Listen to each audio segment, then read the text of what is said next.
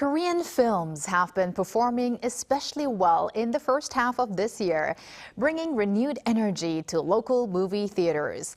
And in June, a wide range of new releases across different genres are continuing to attract audiences. Today, we'll discuss the latest trends in the film industry with Jae Soh, filmmaker and professor at Seoul Institute of the Arts. Welcome back, Professor Soh. Good to be back. All right, first and foremost, please tell us about the current atmosphere at the local box office.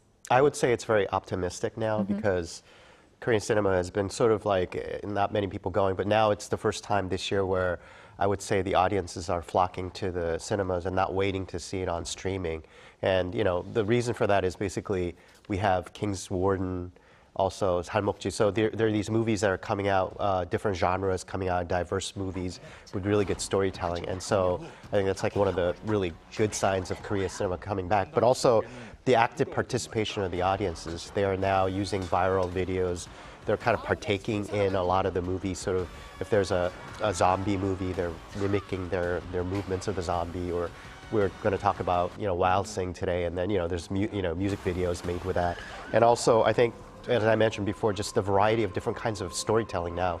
Comedies, horror films, zombie movies, the sort of like the variety of things that, you know, has kind of changed the landscape for cinema. And I think at the end of the day, it's very hopeful for future investors and filmmakers and basically just anybody in the film industry. They're very hopeful that this could be kind of a revival of Korean cinema. It's great to hear of these optimistic views. Now, Professor Soh, let's go into the details. You did mention that zombie movie, Colony, or Kunse in Korean. This has surpassed 3 million moviegoers in just 10 days after release, and then 4 days after, it surpassed 4 million. So what would you say? Do you say this is showing the strength of Korean genre films? Definitely, and I think I saw as of today, it's like 4.12 million people have gone see it. It's going on strong, and I think, you know, again, we're talking about the director Yeon Sang-woo, who, you know, the Train to Busan was sort of the start of his sort of monster movie making, but he's become sort of an expert in this field, and I think having the actors like, you know, Chun Ji-hyun, Kyu Kyo-won, you know, Ji Chang-wook, all these big actors from dramas and movies coming out to really sort of come into this genre that is now sort of taken the zombie world into a different sort of, you know, it's more about like a consciousness that controls the zombies. And what I found about it is that it's kind of like talks about sort of, I think, modern day anxieties that are coming out. And it's not only just doing well in Korea, but it's doing well internationally. So hopefully I'm thinking it's going to go closer domestically towards like 8 to 10 million audience members. But it's going on strong. It is definitely. Too, yeah. Right, like we said, like domestically it's doing very well, but it's also gaining a lot of attention internationally. Now, what kind of sort of achievements is Guntae or Colony seeing internationally, and what aspects of the film, you know, resonate most with global audiences, you think? Right. Just a few years back, I remember, you know, film people, they were saying how zombie movies would never work in Korea. And of course, Yeon Sang-woo changed that with Train to Busan. And the global audiences are crazy about zombie movies, as you know, especially Southeast Asian or, you know, Western audiences really like it. So it's already sold to 124 countries around the world, this movie. And in Malaysia, it's broken box office sort of records. I think it's like now at over 7 million people went to see this movie. Wow. So I think there's something about this movie really capturing the sort of, I think, you know, most zombie movies come from the West, but to have an Asian zombie movie somehow really attracts audiences all around, like Southeast Asia, Asia in general. And I think even Train to Busan, I remember, you know, people calling me up saying like, I've never seen zombie baseball players. So it's sort of like a slice of Korean like society, culture, what's happening sort of globally that's kind of happened in this movie. And I think the terrific acting, sort of like a twist on what the zombie monster is itself, is becoming sort of a global sort of, I think, phenomenon right now, which is a good sign.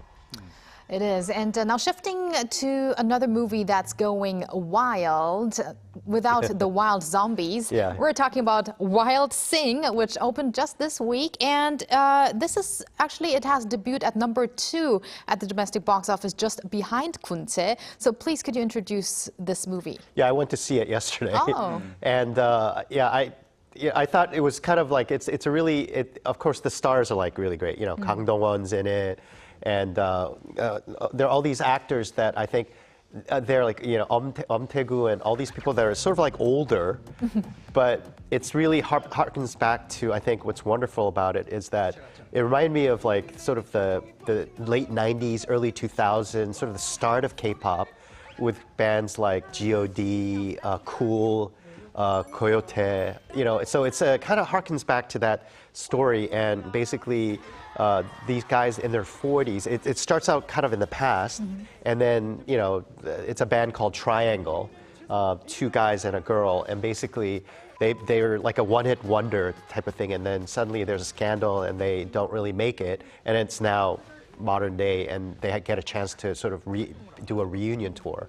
And I really liked it because it sort of took kind of K-pop to its original sort of place. Right. And I remember back in the day, you know, when Seotaeji and all these things were happening on television, like TV was the big sort of meter for music. And I remember there were shows, Kayo 10, that would have like a phone-in thing where you would have two groups that would be competing with the audience members. And it just harkened back to all that. So very audience-friendly movie.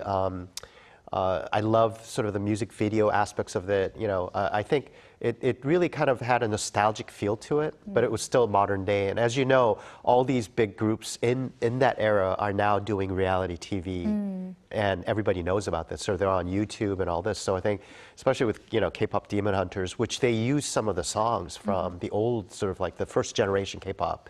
So we're talking about H.O.T. and things like that. So it harkens back to that, and it's a really comical kind of I think like feel-good movie, yeah, for sure. I just can't believe that you called Kang Dong-won oppa, an older guy, Professor Soh.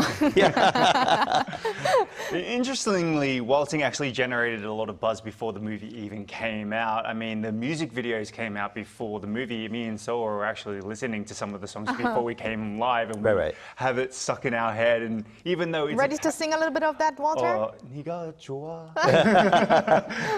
Even though, like, we know it's a parody, those are really catchy songs. We can't get them out of our head, but it seems that this is the way things are being promoted these days, or it's a strategy of way of promoting movies. Could you tell us more about some key characteristics of current film marketing trends? Right.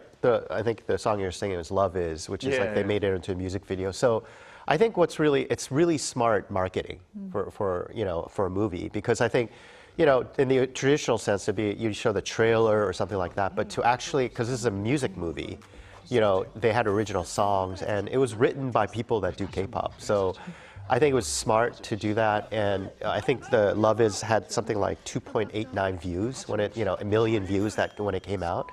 And so they're already kind of sensationalizing the musical aspect of it. Kang Dong-won has his group of fans, but he's not really known to be a K-pop singer, but he's known to really be good at singing, because a lot of times I know he's kind of participated in the OST making of a lot of his movies and things like that. So, and Taegu is not really traditionally, he's in gangster films, but he's a rapper in this film. And I think he looks terrific in the video. So one of the great aspects of this movie was that the successful parts were they just shot these like old style music videos in the style of H.O.T. or Cool. And it just kind of works today, even though it's kind of like very kind of classical old K-pop. But I think the world is so familiar with it. So I'm hoping that it goes outside of Korea and has popularity there. But I think right now we just had the elections, so I think it's a time for a comedy to come and sort of basically make us laugh. Right, after all those zombie and historical movies, and also the horror movies, 할목지, for instance. But I just want to quickly mention that I really like the acting of Oh Jung-se. Actor Oh Jung-se is great, because he's the one that Walter kind of fell in love with after watching the music video. Yeah, I couldn't get it out of my head, seriously. I mean, I can't wait to see it myself. I really do want to see it as soon as possible. But talking still about promotions, stage greetings are also becoming sort of a major topic as a way of promoting. Videos of actors interacting with fans spread across social media very quickly. I mean, if I go through Instagram, it's everywhere, especially with Gunchae recently. Does this kind of word of mouth sort of media actually translate into ticket sales and audience turnout, do you think? Well, if you go back, like, you know, if you look at the biggest stars in the world, like Tom Cruise is really famous, especially in Korea, for greeting his fans, you know, and I think that sort of fan sort of, you know, fandom and increasing that popularity is now for every Korean star. They will go out of their way to do this. It's not only just showing at the theater afterwards, but they do meet and greets. They actually have people come up to them, take a selfie with them. They are talking to them, and I think this really helps because everybody puts that stuff on Instagram, and suddenly it's like a real big phenomenon culturally. And I think now.